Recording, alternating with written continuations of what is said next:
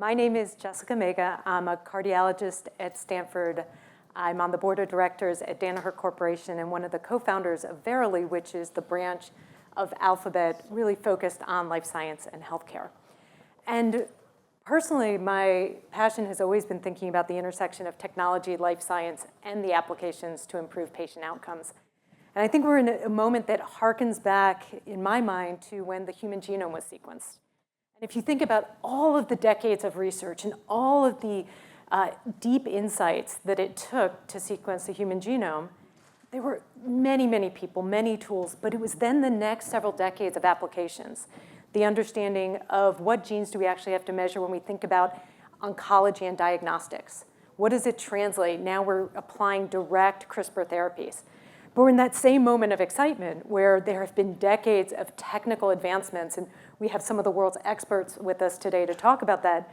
But now we're in that critical moment of application. And we heard from Nigam that there's a chasm. And I think collectively, this group together can help bridge that chasm, and I think take all of the opportunity, but also all of the reality of what it takes to truly create a business in this world. As I am going to turn to our group, we're going to have each individual introduce themselves, the company that they're working with, and any high-level thoughts.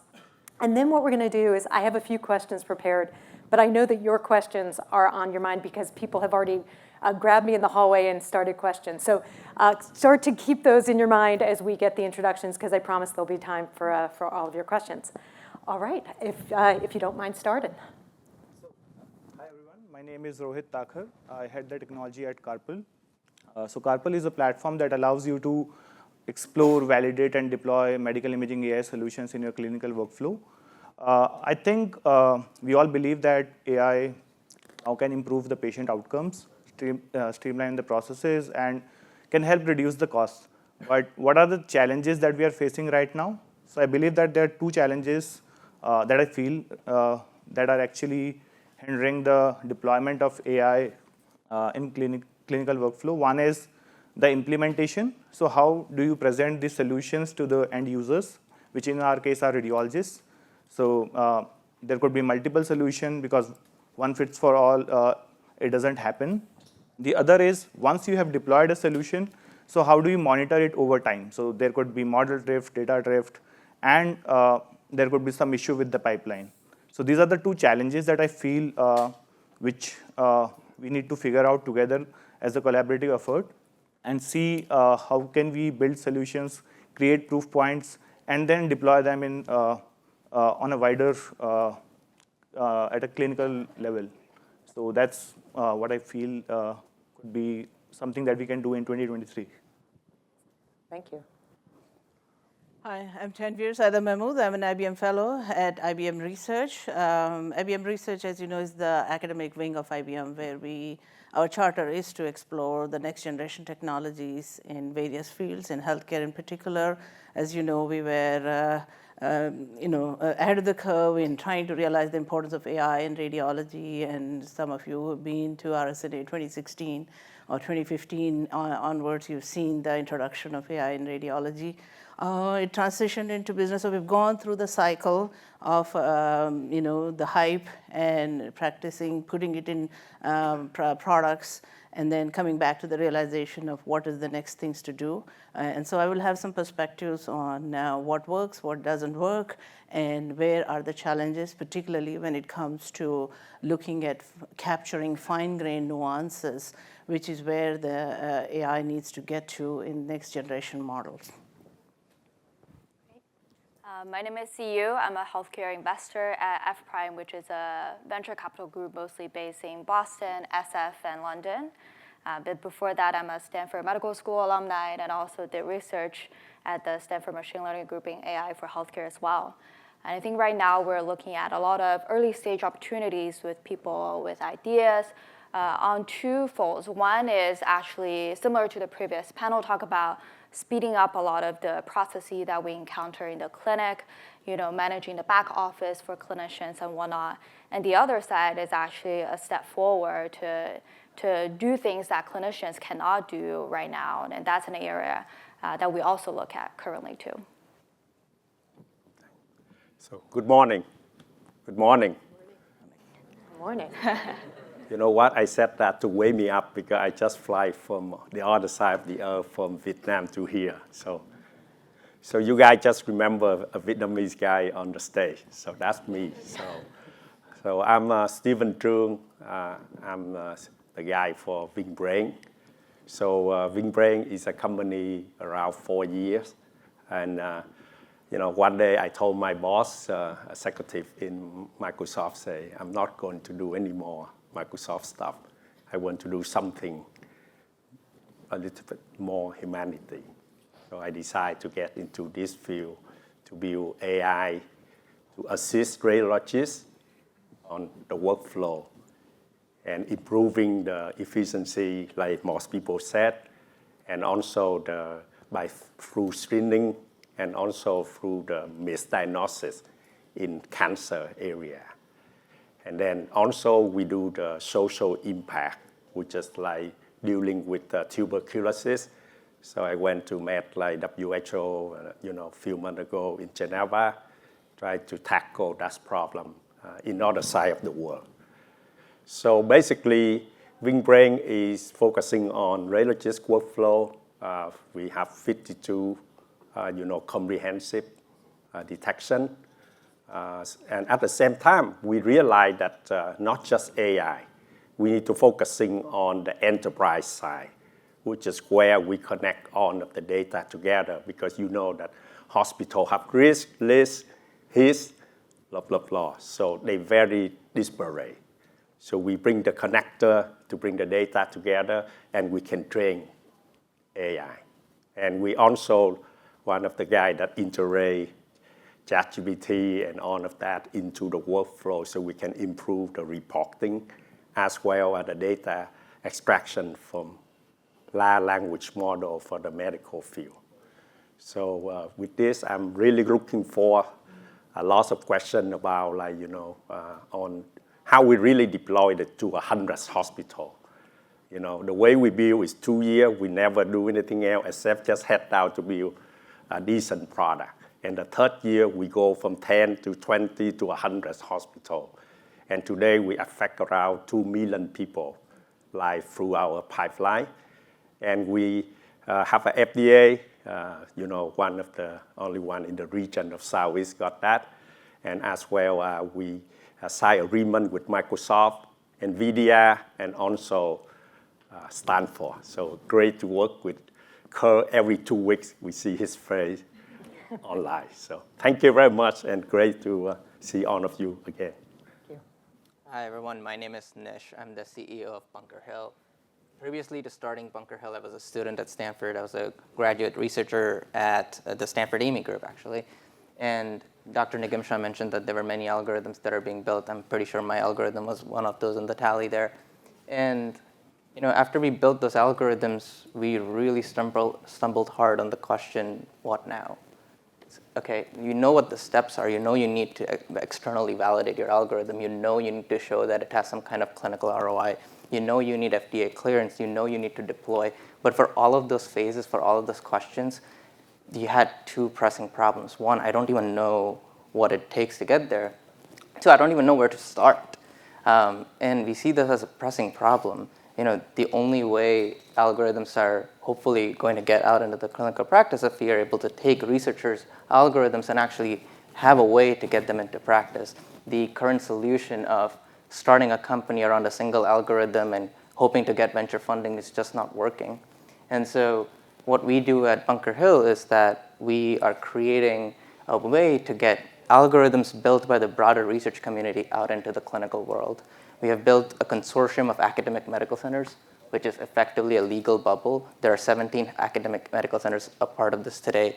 And what this allows them to do is researchers can collaborate across institutions, share data, share algorithms, validate each other's algorithms. And when they are validated, Bunkerhill files for FDA clearance, commercializes it on a platform, and then shares the revenue back with the researcher. Hopefully that creates a way to actually get all of the wonderful research work that is being done by such daring innovators and actually getting them into clinical practice and making AI actually a reality. Hi, my name is Tanishq, and I'm a researcher at Stability.ai. And Previously, I was also a PhD student at UC Davis and just recently completed. And yeah, at Stability.ai, I work on medical AI research. In fact, we founded an organization known as MedArc to help accelerate some of this medical AI research, especially looking at the intersection of generative AI and medicine. So of course, we've heard a lot about that already today. But yeah, we're really excited about how we can apply generative AI to medicine, especially at a company like Stability, which is known for their efforts in that space with the famous Stable Diffusion image generator. And there are very surprising and interesting applications of generative AI. And you never think like something like an image generator, what kind of applications it could have in medicine, but it turns out there's some really interesting applications. And I think also one of the really exciting things about working in medical AI research is also the exchange, generally the exchange of ideas in just the general AI field, but also and with medical AI. I think of course there's lots of applications of various AI technologies in medicine, but also lots of interesting applications of methods that were originally developed in medical AI and bringing them to kind of the general AI field. So I mean, we've seen some of these examples in the past. For example, the UNet was originally developed for biomedical segmentation. Even CLIP, which was developed by OpenAI, it was kind of a scaled-up version of a paper that was originally published by Stanford AIMI, actually. So there's lots of interesting applications in general AI that kind of start out in some of the medical AI research. So I think that sort of collaboration, that sort of exchange of ideas is really exciting. And I think, this sort of development in parallel of ideas in general AI, generative AI, medical AI, that's what I'm most excited about. Excellent, and congratulations. Thank you. So we were talking about the business models. How do we actually create sustainable businesses? And if you think about outside of the healthcare space, a lot of the AI is embedded in tools where there's already an ad model, or there's a freemium model where you start but you pay for additional services, or it's a direct-to-consumer. Siyi, if we can start with you, what are some of the business models that you're seeing that are effective in healthcare? Because in many cases, it's a B2B, right? So you're an industry selling to someone else who is paying for healthcare, who are ultimately serving the customer, our constituents, patients, and clinicians. So it'd be good to just hear a little bit about how you evaluate businesses, and then we'll hear from a few of the companies what business models are working and potentially if any of them haven't worked. Yeah, definitely. I think that's an area that I'm also learning as well, so we'll love to hear other people's ideas too. So I think we see a couple of different ways people try to get paid, and as previously mentioned by other people as well, on the provider side, either as hospitals or clinicians, the margin is quite thin, right? Like there's not as much of liberty to just pay for hundreds of thousands of dollars of software as what other companies can pay for even just one single user. So one way we've seen people trying to get around that is to not just create clinical value from their product, but also direct monetary value from their AI product to, for example, to get it reimbursed from the payer side for providers, so that provider is not just using it to get out of their own pocket, but also actually create, hopefully, financial value directly for them as well. Another way that we see this being monetized is actually to go beyond the direct-to-patient or direct-to-clinician angle, but also to tap into the broader healthcare ecosystem. People who tap into the healthcare data market, which is huge, and companies pay hundreds of millions for that in some ways, and also other sides of the healthcare ecosystem as well, which sometimes could have more liberty in trying out and paying for these type of AI solutions. And from some of the companies' perspectives, what are the models that you're using? I can take a stab at it. I think by business model, it implies money. And I think that's where AI just reduces down to any other medical intervention. You just have to follow the money. So if you look at who the healthcare stakeholders are, okay, so you have providers, so health systems, you have pharma, and then you have payers. On the provider side, what can you do to make a financial case for them? Okay, could you find them more patients? Could you reduce or automate away mundane or boring or expensive tasks? Okay, so if you can do that, there's a business incentive, there's a financial incentive for the providers to adopt it and actually pay for it. On the pharma side, can you accelerate their clinical trials by finding patients faster?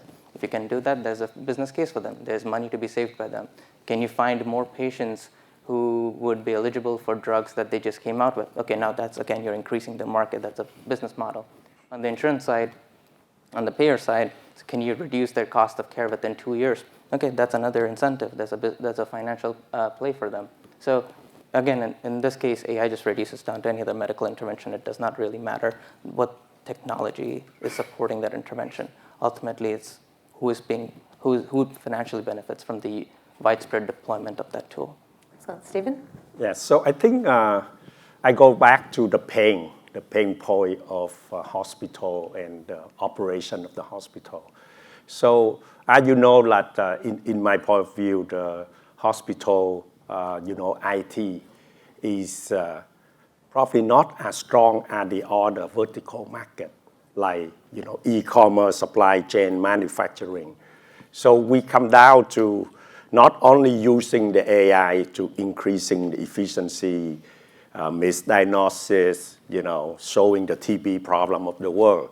We're also looking at how to really solving the pain of data disparate and data platform. And combined with the AI, we can connect on the data and generate the analytic and forecasting for the operational, as well as for the doctor in efficiency. So you can think of the model business we do is software as a service, because we like to be more like turnkey solution, comprehensive solution rather than single point solution. And we tackle from 2 dimensions. One is the enterprise, that we can connect all of the disparate data into the centralized with the identifier model. The second is the AI to bring the value of efficiency. And the third dimension we do is the monetization of AI. So we build a platform to do the labeling, annotation for all of the company that build AI. Because we know VinBrain cannot do everything.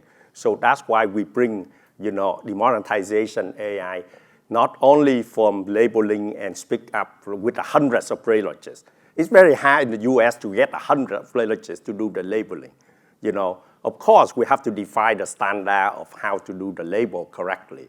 And then we're doing that. So we build those platforms, not only for solving the doctor and the workflow, also we're doing with the labeling. And then the third dimension, we also want to make sure that, sharing the data to the community in the public matter so that we can solve the problem together and marketplace our platform. Excellent. Any other thoughts? Maybe I can give the other end of the spectrum perspective from a large company and why we got out of the healthcare business. So, the kind of revenue that makes sense for IBM, $1 billion revenue is still not good enough. So this field and just by AI alone, surviving is more for the smaller businesses. That's why you saw so many startups in this space. But as the startups have also discovered, just having an AI model alone is not enough. It is only a small piece of the big puzzle that you have to get into. So if you think of what are some good models for success, where AI will still succeed and where we see a future for it, will be in a few different deployment situations. One, and I remember there's Intel Inside. There's I think terms that you see on your laptops. It should be something like that, where it's the other thing in which AI is built into that is giving the value proposition, whether that is hardware in which you have AI doing this natively, or it's in the packs where it's already built in and it's not being charged separately. So the way you win in this might be through those vehicles and then having some attribution back to AI itself. But AI by itself is not something that people will be willing to pay big bucks for. And that was one of the learnings as such. The other thing I could say is, I mean, if you've heard of the Think and What's the Next announcements recently and all, we are big into AI models still, but the way we're thinking of is the value proposition is using those for some use cases. And so the AI is, again, built inside. And it's not the focus, but it's the end user use case that is the focus. And there is opportunities in consulting, in those sort of methods of deployment. So bundled inside is one way, and I think we can still make a business case for AI. Yeah. So I think the biggest question that we get is who will pay for the implementation of AI, right? So whether the radiology department, the hospital, or will you cut it from the radiologist's pocket? So these are some of the questions that we get. I think if we can do an implementation where we can really augment the radiologist, so if let's say they are doing 100 scans and they are paid X dollars for that, at some point they can do more than 100 scans, and by implementation of AI, let's say, so AI solutions you can get for 30 cents, 20 cents, 40 cents per study. So if you can give them a value that is X plus delta, so I think that would be something that can come from the radiologist's pocket as well. So those are the business cases that we are actually trying right now. The other is how can you get more patients? So from your X-rays to CT scans, can you convert more patients which need CT scans to be done? So I mean that could be the other way businesses wants to see the value coming in. Yeah, so it sounds like there are two major themes that are coming together. One is this idea, if you think about life science and healthcare, there are already models out there. So if you can accelerate drug discovery, if you can increase efficiency and value, leverage those models. And the second one that Tanveer really emphasized is that the AI is the one piece surrounded by all of the services, and just think holistically, I think, about the offering. So I think those are just good reminders. I mean, I did want to add that it is possible if AI could simply be the reason for a business, if AI had that capability. Right now, the current models can only touch some portion of this. Like think about chest X-ray work. There's still like 14 findings. I mean, what about the rest? And so if I have to remove, so you have to raise the capability of AI and make it comprehensive to replace or to augment in a way that is turnkey. So I think until that time, you'll still have that. And people don't have the patience to do that. Just as we ran the Medical Civ Grant Challenge for 6 years, it took us a lot of effort to cover all the findings in chest X-rays, lots of clinician involvement, lots of data sets. So such resources should be there in order to get to those levels. And that's just for one modality. And, so you think about that. So that's the level at which AI should be working if we want to have that kind of impact. But if you're only doing a little bit of this or a little bit of that, then you'll just be a tool that people may want to turn you off. So then you don't have a way to get revenue. Yeah, it's interesting, right? Because the healthcare system is already so fragmented that it's a reminder to us that if we come in with one point solution, when I put my clinical hat on, I'm thinking, how does that integrate into the Haiku app that sits in my pocket? So you're right, it's very hard to think. In fact, the best thing we could do for patients and clinicians is to bring down the fragmentation. There's another debate, as we were just talking about business models and how open or closed do we stay with these businesses. Open source becomes, there's just a lot. You can't open up the New York Times, the Wall Street Journal without seeing major companies taking different stances, and certainly a lot of the up-and-coming companies. Do you mind giving us a little bit of your perspective on the role of open source in the public-private partnerships and actual deployment?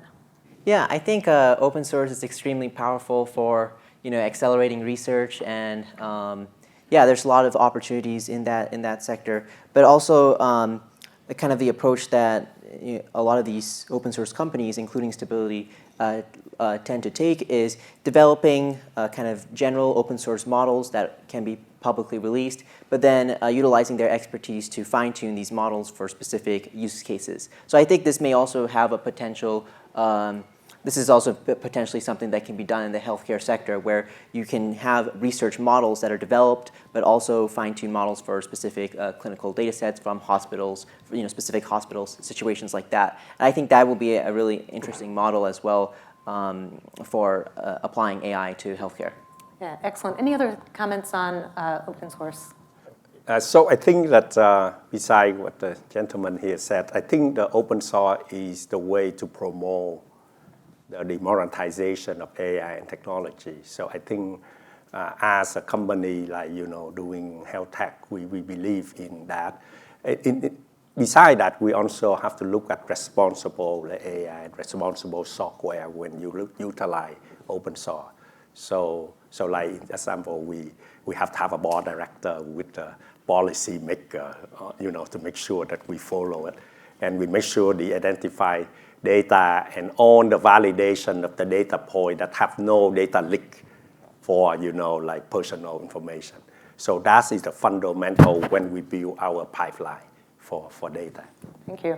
So I'm going to ask one last question, then we're opening it up, and then you, the team will keep us on time. So we've heard a lot this morning about what it takes to have an algorithm or a product, but what it really means to engage with the regulatory bodies, whether it's the FDA, EMEA. It would be helpful to hear some practical examples. How often are you refreshing your algorithms, for example? How have you navigated the quality management systems and regulatory environment? If we could just have maybe one or two examples with that, I think it brings it home. And in fact, I think, Nish, you said that was one of your passions, the reason why you moved over to create the company. Do you mind just getting us started on some of that? Yeah, I think when we started the company, we wanted, coming from the Valley, the underlying notion was the FDA is the reason why AI was not getting into clinical practice. That was back in 2017, 2018. So my co-founder and I, we flew to DC, we met with the FDA, and they're the nicest people. They're really good at their job. It's like, and their job is difficult, and they've done a tremendous amount of work in making it very clear what the expectations are. So we actually just got FDA clearance for one of Stanford's algorithms. This was about a month ago, and the process was 83 days end to end from submission to clearance. And what's exciting is that we worked with them to even come up with, okay, we know that we're going to be deploying this algorithm. It's now live at 200 hospitals already. And as we deploy this, we're bound to find cases where like, oh yeah, I think we could come up with improvements for the algorithm. How do we relay that back to the researcher? How does the researcher work towards defining the model with that additional information, and what does that look like? Currently, they've actually come up with something called PCCP, which is a predetermined change control plan, and they're really thinking about this in the sense of, we know that these algorithms will need to be trained and fine-tuned in the future, and how do we make it such that it's not too laborious to get them cleared again. Any other examples?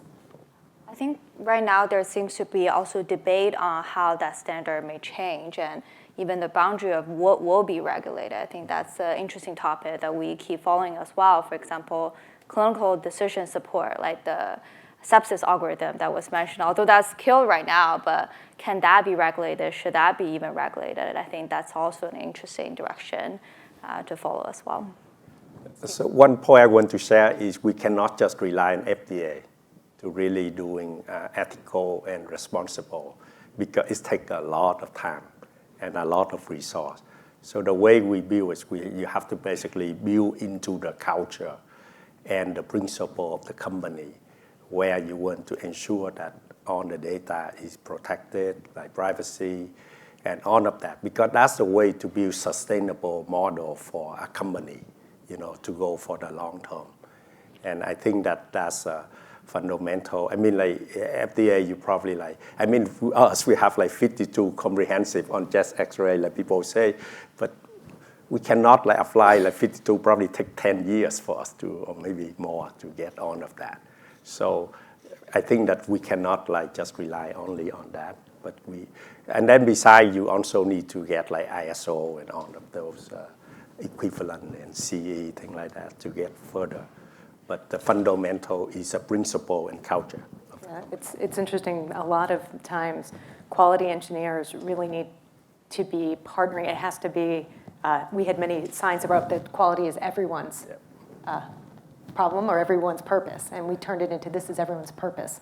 And if you create really efficient quality management systems, regulatory scheme, it actually can be a business accelerant. And so one of my personal, when I hear, there are all these barriers, I say, as you said, there's a reason that there are systems in place to protect patients. We just need to help evolve them. And I think if anyone's looking for interesting jobs, I think at the interface of the private, public, and regulatory boundary, whether it's with AI, whether it's with now cell and gene-based therapies, just a little plug for, I think that's an interesting career to choose. All right, so we're opening it up. Jessica, on the regulatory aspects, I think you hinted on it some as well, but one of the biggest barriers to scaling AI for broader list of findings is having to do this verification for one finding at a time and conducting the clinical studies for those. So that's why most people go for a few findings and so on. But if you want to make the change and get greater adoption and scale out, we need to change the process of evaluations for such large, when you have large number of findings to be evaluated. That was one of the barriers we found when we had the technology, but the company would not go through the regulatory approvals for all of these at a time because that's just too much paperwork and stuff to go through, even if you had the capability. So I think that there needs to be some improvements. I know FDA is working on it. Obviously, the other aspect that I think people have emphasized more and where we have made a bit more headway is in the generalization capabilities when you go to new deployments and how to update your models and so on. There you have, I think, a bunch of radiologists helped shape that thinking there. But when it comes to large-scale findings and coverage of an entire anatomy or modality and so on, we don't have yet policies that would ratify such software. Excellent. All right. Any live questions? The panels have been exceedingly clear, and we do realize that we're standing between us and lunch. But any questions here? There's one question. Oh yeah. So I would love to hear your take on when you might want to categorize an algorithm as clinical decision support versus clinical operation support, and what might be the regulatory challenges, like the difference between those? So I'll take this answer. So I think that we target for diagnosis assistant is clinical kind of decision support. So we even care about like naming the product, like we call doctorate, DR8. So we intend to say we assist, we not to replace, right? And we believe in land loss says the statement that radiologists use AI will replace, there's just the whodong. So I guess that's one. And then the second dimension, we're talking about like operational, where we build the enterprise dimension of how to gathering all the data together on the on-prem, on private cloud or public cloud, depend on the environment. And where we build the analytic tool on top of that so that we can prove the operational efficiency. So that's the way we differentiate ourselves from the rest. If we have two dimensions of capability to solve the problem. And comprehensive is the fundamental. Like, I mean, if you do, like, say, CT, liver cancer, we cannot just look at only liver. We have to look at abdomen, the whole area of a CT, and find out what's wrong with that. Same for chest X-ray. We cannot look at pneumothorax. We have to look at 52 or something like that. That you can do with big data. All right. So I'm going to close out with a question for Tanishq. Technically, what are you most excited about as you look in the next 5 to 10 years? It's obviously been a huge amount of change. You've focused your career really being on the forefronts of the latest technologies. What excites you the most?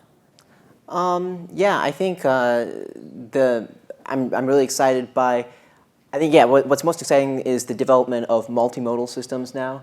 And applying multimodal systems to medical AI. I think what we've seen so far are very unimodal applications where you're just looking at images, you're just looking at clinical text or time series or whatever. So being able, I mean, of course, in the actual clinical workflow, you're trying to integrate all of that information together in order to make clinical decisions. So I'm really interested in seeing the development of multimodal systems that are able to now take in various different sources of data and be able to provide support to clinicians by incorporating all that information. So I'm really excited by developments in that field.